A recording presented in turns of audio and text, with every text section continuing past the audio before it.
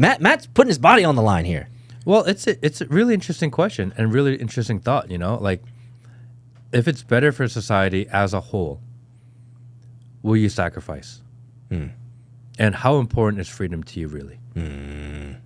And man, damn it. I tweeted that this morning. Fuck. How important is the idea of freedom? Is it worth being free if you mean you and your future generations have to live kind of poor?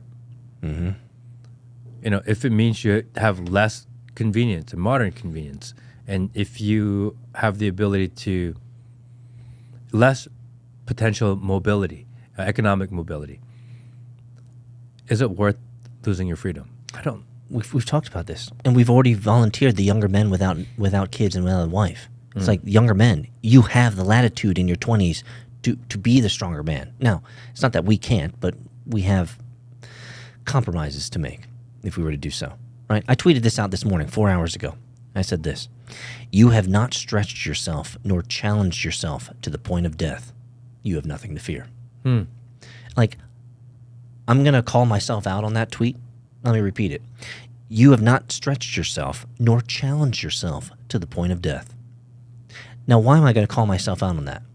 Because the reality is I have truly never done that.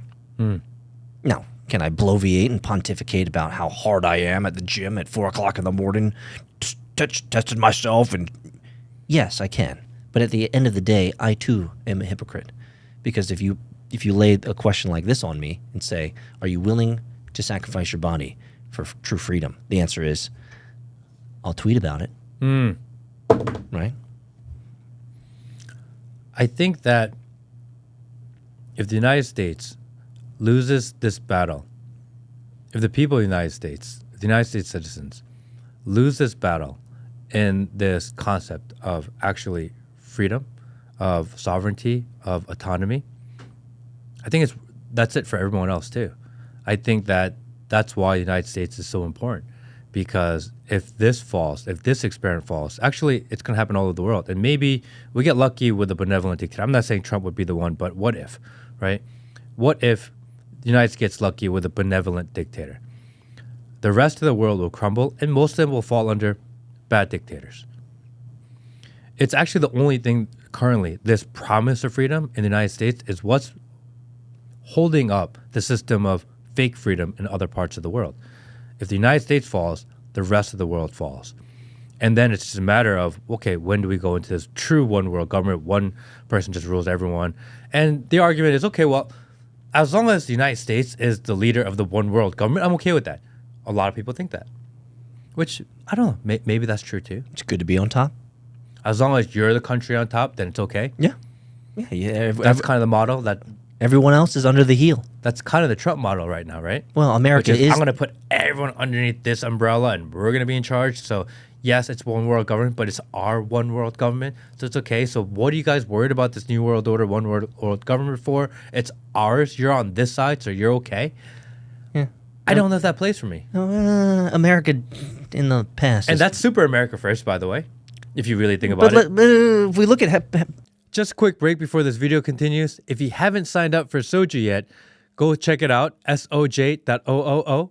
It's a social discussion platform that we've created. That's where the community is hanging out. Definitely worth checking out, soj.oo. Also, if you're not subscribed to the channel yet, do it now. If we look at history past, America has generally been the heel on the rest of the neck of the world. Yeah. Like, let's be honest. And, right? I mean, we are the boot. Accentuated. It's essentially accepting that that's okay, right? That the United States will be this imperial guard that looks over the entire world, that the United States will be the person that, or the country that decides what freedom means, will be the one that decides the direction in which technology goes, and maybe will make people in America feel a little more free because we are the hill in which people aspire to be. And the rest of the world, you guys just have to live under oppression. And this is why, in the comments, in all the community, why the vast majority of people in the Matt Kim podcast community like you far more than me.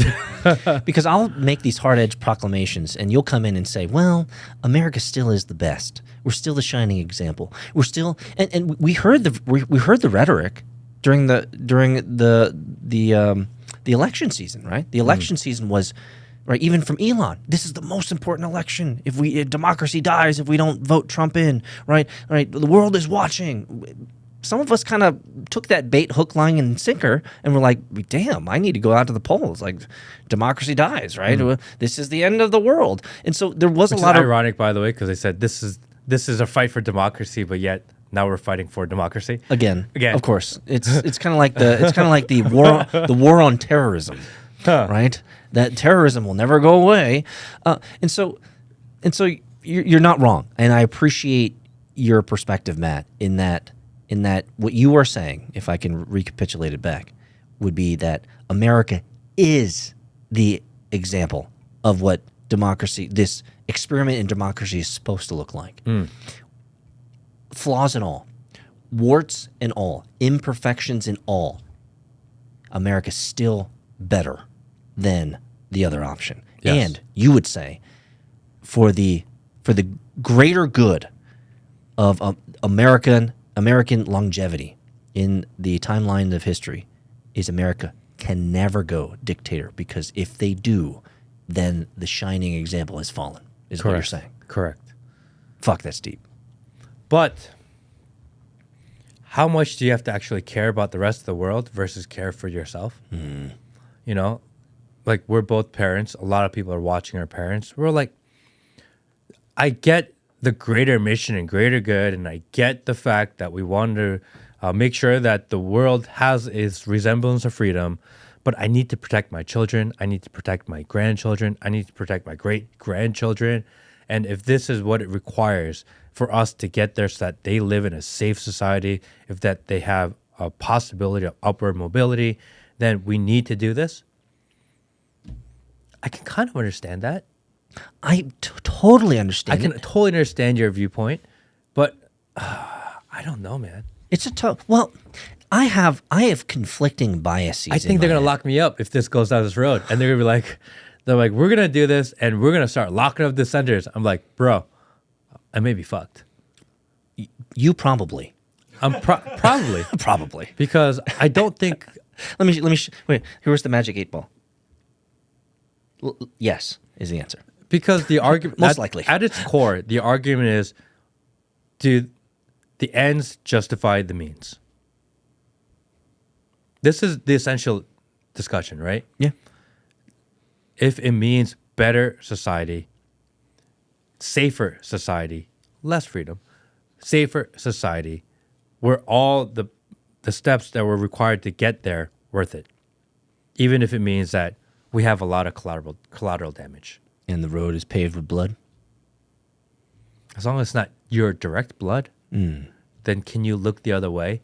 Does that matter? Well, if you're not active participant in it, then is that blood on your soul? I don't know. Well, can I emulate what I saw Hillary Clinton do on an interview one time? We came, we saw, he died. Your taxpayer money blowing people up. If we were to take the politician's route would be, yes, the road will be paved in blood, but it'll be okay for the greater good. I don't think I could have that on my conscience, knowing that I supported that. Because in order to get to this area of benevolent dictatorship, in order to get to this road of having this kind of utopian society that they want to create, and I don't think Trump and his cabinet are going, damn, I hope we really fuck up this country in order to do it. I think they have like long-term goals, and they're thinking, we just got to do whatever it takes to make sure we get there. I don't think that's horrible. I don't agree with it, but I understand it. I don't know if I could do that. I'm very much in the camp of the ends are meaningless if you don't do the right means. Thanks for watching the clip. If you want to see the full episode, click here. If you want to see more clips, click here.